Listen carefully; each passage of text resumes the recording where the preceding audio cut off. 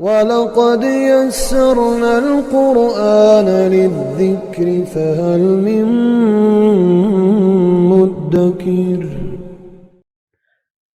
اعوذ باللہ من الشیطان الرجیم، بسم اللہ الرحمن الرحیم، نحمدہ ونصلی علی رسولہ الکریم وعلی اہل بیتہ الطیبین الطاہرین۔ السلام علیکم ناظرین محترم۔ جب ایک شخص یا ایک عورت جنابت کی حالت میں ہو تو کون سے کام اس کے لیے کرنا حرام ہے؟ ہمارے معاشرے میں بہت ساری خرافات ہوتی ہیں۔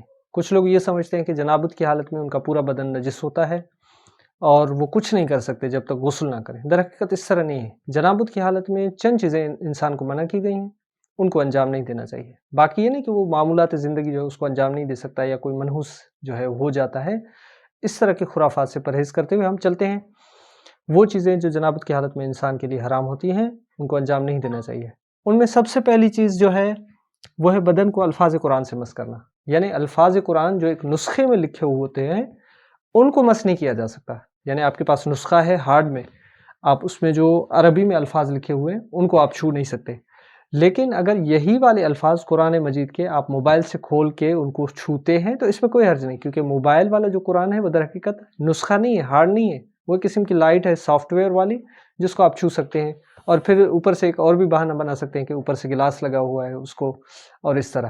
ہاں، یہی قرآن جو ہے اگر آپ کا کوٹڈ ہے، مثال کے طور پہ اس کا ایک ایک ورق جو ہے وہ کوٹڈ ہے پلاسٹک کے ذریعے، سفید کی پلاسٹک جو ہوتی ہے اس میں کوٹڈ ہے مثال کے طور پہ، پھر چھونے میں کوئی حرج نہیں۔ ڈائریکٹ اگر ورق پہ لکھے ہوئے ہوں ان کو آپ نہیں چھو سکتے، ترجمے کو بھی اس کے چھو سکتے ہیں، قرآن مجید کے ورق جو خالی جگہ ہیں ان کو چھو سکتے ہیں، الفاظ کو چھونا منع ہے۔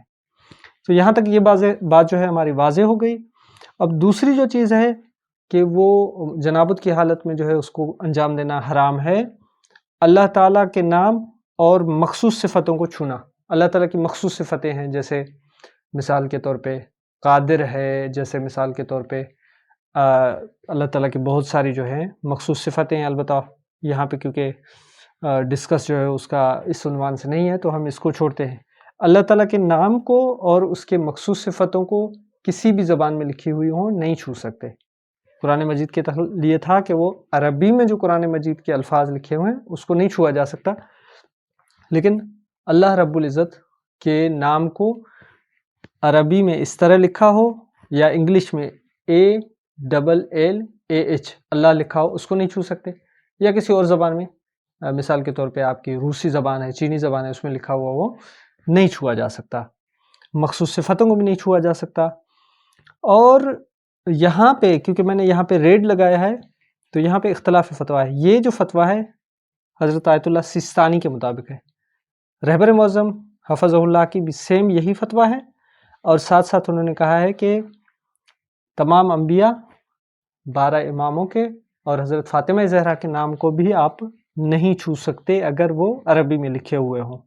یہ اللہ کے لیے مخصوص ہے کہ وہ عربی میں ہو، یہ والا جو ہے، یا کسی اور زبان میں اس کو نہیں چھو سکتے، لیکن یہ صفتیں جو ہیں ان کی، اور اسی طرح نبیوں کے نام رہبر معظم کے نزدیک اور تمام نبیوں کے من جملہ حضرت محمد صلی اللہ علیہ وآلہ وسلم، اور تمام 12 اماموں کے نام اور حضرت فاطمہ زہرا کے نام کو بھی نہیں چھو سکتے بمطابق رہبر معظم۔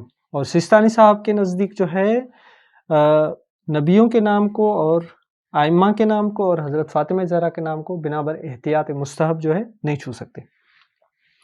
تیسری چیز جو منع ہے وہ ہے مسجد الحرام یا مسجد نبوی میں داخل ہونا، داخل ہونے تک جو ہے منع ہے جنابت کی حالت میں، یہ تیسری۔ اچھا، چوتھی جو ہے وہ یہ ہے کہ ان دو مساجد کے علاوہ، یعنی مسجد الحرام یا مسجد نبوی کے علاوہ جو دنیا میں باقی تمام مساجد ہیں، دوسری مساجد میں ٹھہرنا یہ بھی حرام ہے۔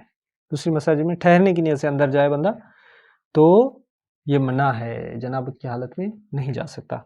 لیکن یہ کہ اگر ان مساجد کے 2 دروازے ہوں، ایک سے آپ داخل ہو کے دوسرے سے نکل جائیں تو کوئی حرج نہیں، ٹھہر نہیں سکتے وہاں پہ۔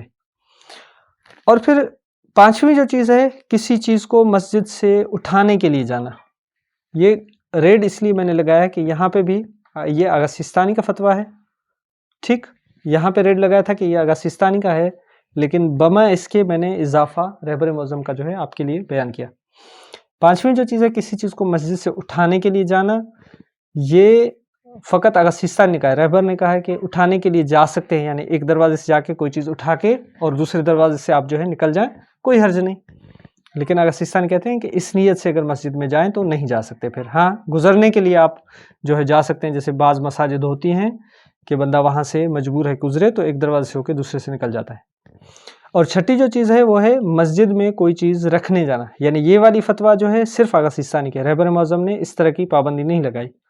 और छठी जो चीज़ है मस्जिद में कोई चीज़ रखने जाना, यानी आप जो है मस्जिद में इस नीयत से दाखिल हो, अगर से दूसरे दरवाजे से आप निकल जाएंगे, एक दरवाज़ा हो तो फिर तो आप दाखिल ही नहीं हो सकते, क्योंकि उसी दरवाजे से आपको वापस पलटना पड़ेगा। दूसरा दरवाज़ा हो तो आप उससे निकल सकते हैं, लेकिन इन दो कामों के लिए अगसिस्तानी के मुताबिक फिर मस्जिद में न जाए। मस्जिद में कोई चीज़ रखने जाना, कोई चीज़ रखने जाना, यहाँ तक अगसिस्तानी फरमाया है कि जो है वो आप बाहर से कोई चीज़ मस्जिद में फेंक के रखें भी इस तरह नहीं कर सकते जनाबत की हालत में। और रहबर मौज़म का भी सेम यही फतवा है, सिर्फ ये वाला नहीं, ये ध्यान रहे।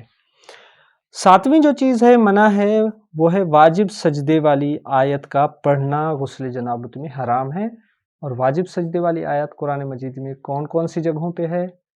एक आयत है सूरह सजदा की जो 21वें पारे में है, नोट फरमा लें। और दूसरी जो आयत है वो है सूरह फुस्सिलत 24वें पारे में, उसमें वाजिब सजदे वाली आयत है, ये नहीं पढ़ सकते हैं आयतें। और तीसरी जो है सूरह वन नज्म 27वें पारे में है, वो आयत भी नहीं पढ़ सकते आप जनाबत की हालत में। और जो है चौथी आयत जो है वो सूरह अलक की है 30वें पारे में। तो इन चार सूरतों की जो ये आयतें हैं जिनके पढ़ने से सजदा वाजिब हो जाता है। वैसे तो कुरान मजीद में सजदे वाली आयतें 15 हैं, लेकिन उनमें से 11 जो है उनके पढ़ने से सजदा मुस्तहब होता है और इन चार के पढ़ने से सजदा वाजिब होता है। तो जनाबत की हालत में इन आयतों को भी इंसान नहीं पढ़ सकता। हाँ, उस आयत को छोड़ के उस सूरह की बाकी जो आयतें हैं वो आप तिलावत कर सकते हैं छुए बगैर। इस चीज़ को ध्यान में रखें, छुए बगैर आप पढ़ सकते हैं, या मोबाइल से अगर पढ़ें तो कोई हर्ज नहीं। अलबत्ता यह कि जनाबत की हालत में 7 आयतों से ज़्यादा पढ़ना मकरूह है, कि मकरूहात की जो बहस है हम उसको और क्लिप में मुफस्सल तरीके से बयान करेंगे, ताकि आपको पता चल सके कि गुस्ल जनाबत की हालत में, कि जब तक इंसान जनाबत की हालत में है ये हराम चीज़ें, मकरूहात कौन से हैं, उनकी भी जानकारी आप हासिल कर सकें। वस्सलामु अलैकुम वरहमतुल्लाहि वबरकातुहू।